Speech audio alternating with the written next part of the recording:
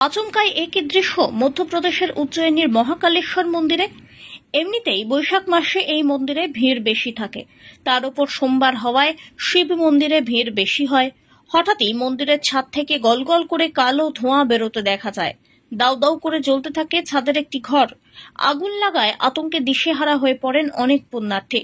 জানা গিয়েছে, মন্দিরের 1 নম্বর প্রবেশ পথে একটি দূষণ নিয়ন্ত্রণ বোর্ডের অফিস আছে, সেখান থেকেই সেই আগুন ছড়িয়ে পড়ে।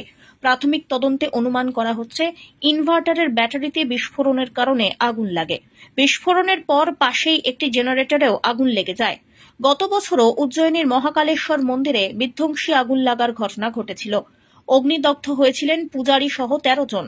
মন্দিরে ভস্মারতি চলাকালীন আবির ছোড়া হয়, যা থেকে সেবার আগুন লেগে যায়।